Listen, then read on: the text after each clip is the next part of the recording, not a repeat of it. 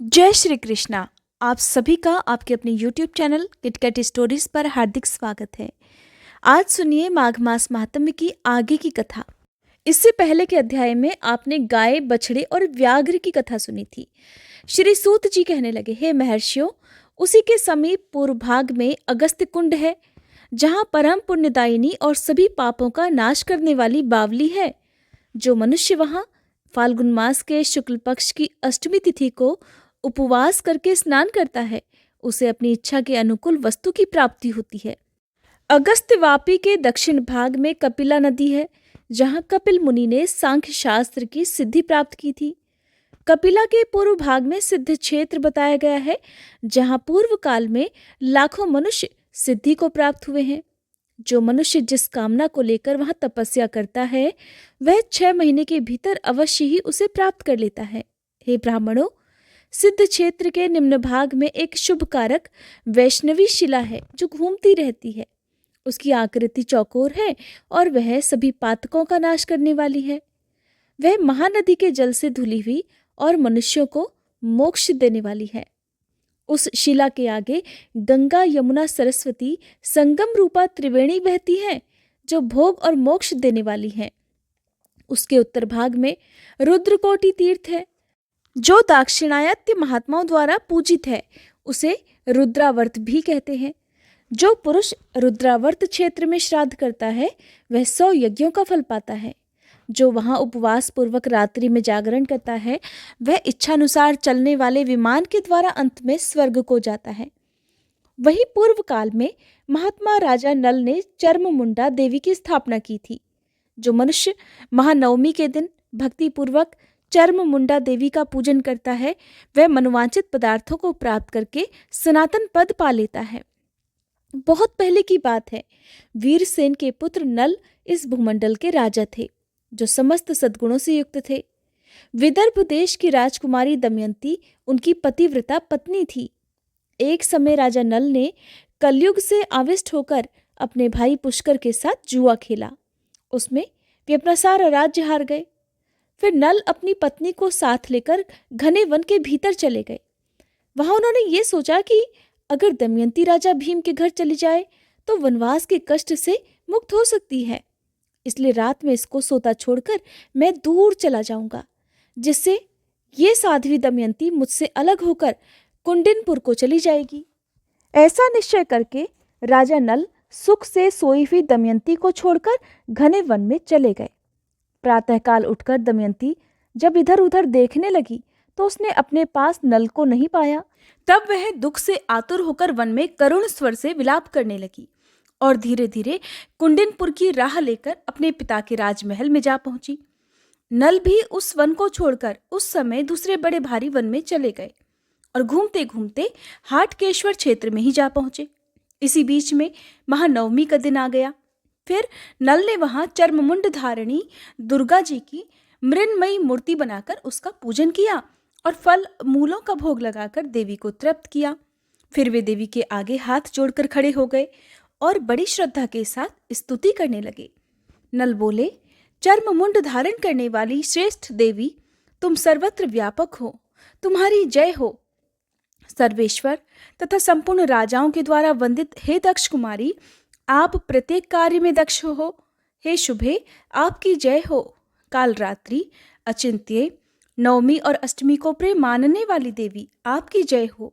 आप ही लक्ष्मी, सावित्री और गायत्री हो।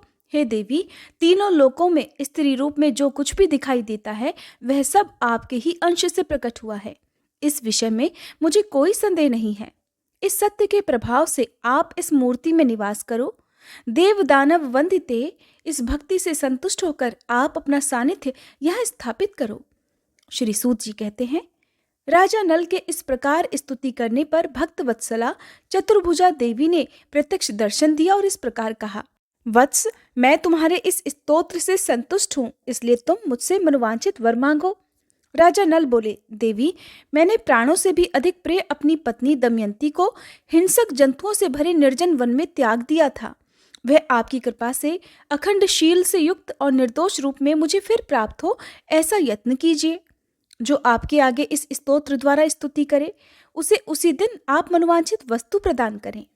श्री सूत जी कहते हैं, तब दुर्गा देवी तथास्तु कहकर अंतर्ध्यान हो गई और राजाओं में श्रेष्ठ नल ने उन सभी कामनाओं को प्राप्त कर लिया। चर्म मुंडा के समीप ही राजा नल के द्वारा स्थापित देवाधिदेव भगवान महेश्वर विराजमान हैं, जिनका दर्शन करके मनुष्य सभी पापों से मुक्त हो जाता है। माघ मास के शुक्ल पक्ष की षष्ठी तिथि को जो मनुष्य भक्ति पूर्वक नलेश्वर का दर्शन करता है, वह सभी रोगों से मुक्त होकर परम पद को प्राप्त होता है। उन्हीं भगवान शिव के आगे एक निर्मल जल से भरा हुआ कुंड है। जो रविवार के प्रातःकाल उस कुंड में स्नान करता है, वह कुष्ठ रोग से मुक्त होकर फिर से नया शरीर प्राप्त कर लेता है। श्री सूत जी कहते हैं, नलेश्वर से थोड़ी ही दूर पर देवताओं के स्वामी सूर्य सांबादित्य के नाम से प्रसिद्ध हैं, जिनका दर्शन करके मनुष्य संपूर्ण हृदय स्थित कामनाओं को प्राप्त कर लेता है। जो माघ शुक्ल सप्तमी और रविवार के योग में भक्ति पूर्वक उनका दर्शन करता है, वह नरक को नहीं देखता। प्राचीन काल में गालव नाम वाले एक ब्राह्मण हुए हैं, जो सदा ही वेदों के स्वाध्याय में तत्पर और उत्तम स्वभाव और सदाचार से युक्त थे। उनकी अवस्था ढल गई तो भी उनके कोई पुत्र नहीं हुआ। इसका उनके मन में बड़ा भारी दुख था। तब उन्होंने घर का सारा काम काज छोड़कर इसी क्षेत्र में एकाग्रता पूर्वक निवास करते हुए भक्तिभाव के साथ सूर्य देव की आराधना की। जितेंद्रिय होकर निराहार रहते हुए उन्होंने पंचरात्रोक्त विधि से सूर्य देव को अर्घ्य प्रदान किया और इसी नियम से प्रतिदिन उनकी आराधना करते रहे। 15वां वर्ष आने पर भगवान सूर्य गालव को दर्शन देते हुए बोले, विप्रवर, तुम्हारा कल्याण हो, तुम कोई वर मांगो। तब गालव बोले, हे सूर्यश्रेष्ठ, मेरे कोई पुत्र नहीं है, इसलिए मुझे मेरे वंश की वृद्धि करने वाला पुत्र प्रदान कीजिए। तब भगवान सूर्य ने कहा, विप्रवर, तुम्हें वंश की वृद्धि करने वाला पुत्र प्राप्त होगा और वह तेजस्वी, यशस्वी, शास्त्रज्ञ और वेदों का पारंगत पंडित भी होगा। तुमने सांबादित्य के समीप जहां मुझे अर्घ्य देकर पूजन किया है, वहां दूसरा कोई भी जो पुरुष रविवार और सप्तमी के योग में श्रद्धापूर्वक मेरे इस विग्रह की पूजा करेगा, उसे वंशवर्धक पुत्र की प्राप्ति होगी। ऐसा कहकर भगवान सूर्य मौन और अंतर्ध्यान हो गए और गालव भी प्रसन्नचित्त होकर अपने घर को चले गए। थोड़े ही दिनों में उनके यहाँ भगवान सूर्य के कथनानुसार एक सर्व शुभ लक्षण संपन्न पुत्र उत्पन्न हुआ। भगवान सूर्य ने वट वृक्ष का आश्रय लेकर दर्शन और वरदान दिया था, इसलिए गालव ने अपने पुत्र का नाम वटेश्वर रखा। वटेश्वर के पुत्रों और पौत्रों को देख लेने पर महर्षि गालव भारी तपस्या करके सूर्यदेव को प्राप्त हुए। वटेश्वर ने भी अपने पिता के द्वारा स्थापित भगवान सूर्य नारायण के लिए एक परम मनोहर मंदिर बनवाया। हे ब्राह्मणों, पूर्व काल में महात्मा विदुर ने भी उसी क्षेत्र में भगवान श्री सूर्य नारायण, सदाशिव तथा श्री विष्णु का स्थापन किया है। जो मनुष्य भक्ति पूर्वक इन तीनों देवताओं का पूजन करेगा, वह उस परम धाम को प्राप्त होगा जो बड़े बड़े यज्ञों द्वारा भी अत्यंत दुर्लभ है। वहीं पर अर्जुन के द्वारा स्थापित किए हुए सर्व मनोरथदायक भगवान विनायक भी विराजमान हैं, जो समस्त विघ्नों का नाश करते हैं। जो मनुष्य चतुर्थी को नक्त व्रत अर्थात केवल रात में भोजन करने का संकल्प लेकर भक्तिभाव से गणेश जी की पूजा करता है, वह समस्त विघ्नों से मुक्त होकर मनोवांछित फल को पा लेता है। वहीं पर उत्तम प्रभाव से युक्त भगवान नर और नारायण भी हैं। जो उन दोनों का भक्ति पूर्वक द्वादशी तिथि को दर्शन और पूजन करता है, वह जरा मरण से रहित होकर परम पद को प्राप्त होता है। एक समय कुंती नंदन अर्जुन तीर्थ यात्रा प्रारंभ करके हाटकेश्वर क्षेत्र में आए। वहां तीर्थ समुदाय से भरे हुए उस पावन क्षेत्र का दर्शन करके उन्होंने मनोहर मंदिर में भगवान सूर्य को स्थापित किया और उन्हीं के आगे नर और नारायण की भी स्थापना की। फिर उत्तम श्रद्धा से युक्त होकर वहां गोवर्धन को स्थापित किया और वहीं देवाधिदेव नरसिंह देव की भी स्थापना की। इस प्रकार 5 देवताओं की स्थापना करके उन्होंने चमत्कारपुर के सभी ब्राह्मणों को बुलवाया और उन्हें बहुत सारा धन दिया। फिर भक्तिपूर्वक प्रणाम करके कहा कि मैंने सभी रोगों का नाश करने वाले भगवान सूर्य को यह स्थापित किया है और इनकी सेवा आप लोगों को सौंप दी है, इसलिए आपको सदैव इनका चिंतन और पूजन करना चाहिए। ब्राह्मण कहने लगे, हे पांडुनंदन, आप ये सब छोड़कर अपने घर को पधारिए। हम सब लोग आपके श्रेय को बढ़ाने वाला पूजन कर्म सदा करते रहेंगे। तब अर्जुन ने भी प्रसन्नचित्त होकर उन्हें पुनः बहुत सारा धन दिया और उनसे पूछकर विदा लेकर प्रणाम पूर्वक अपने नगर को प्रस्थान किया। श्री सूत जी कहते हैं, ब्राह्मणों, इस प्रकार मैंने तुमसे नरादित्य के प्रादुर्भाव की कथा सुनाई। यह सुनने वालों के पापों का नाश करने वाली है। पूर्व काल में वृक नाम से प्रसिद्ध एक चंद्रवंशी राजा हुए थे। वे बड़े ही ब्राह्मण भक्त, शरणागत वत्सल और सर्वलोक हितकारी थे। उनकी पत्नी भी बड़ी पतिव्रता और समस्त सद्गुणों से सुशोभित थी। उन दोनों को चौथे पन में एक कन्या हुई। राजा ने विद्वान ज्योतिषियों को बुलवाकर पूछा कि मेरी ये कन्या कैसी होगी। तब ज्योतिष ब्राह्मण बोले, राजन, सूर्य के चित्रा नक्षत्र पर रहते समय सोमवार और चतुर्दशी के योग में जो जन्म ग्रहण करती है वह विषकन्या होती है।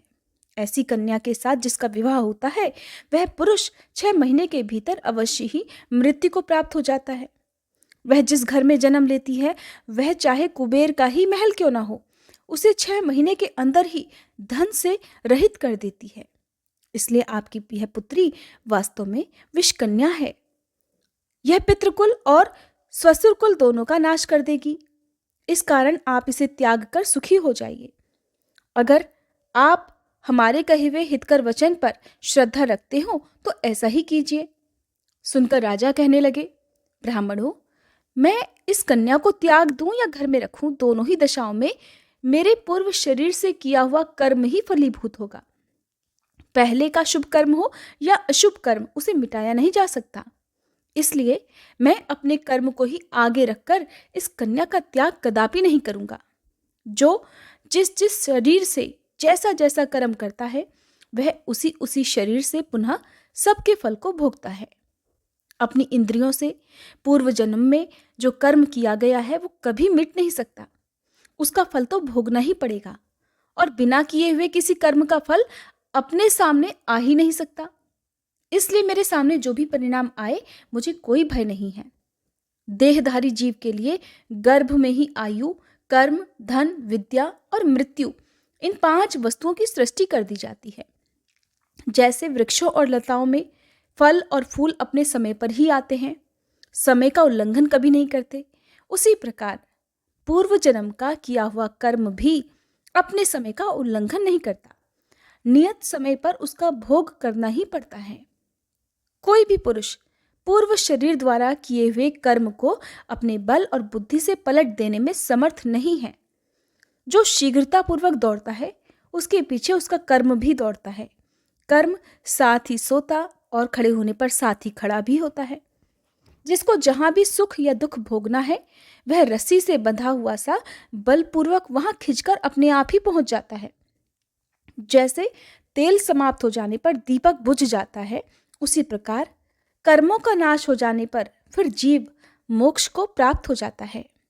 ऋतुकाल में पुरुष के द्वारा गर्भ में स्थापित किए हुए अचेतन वीर्य के एक बिंदु का आश्रय लेकर जीव अपने कर्म के साथ वृद्धि को प्राप्त होता है।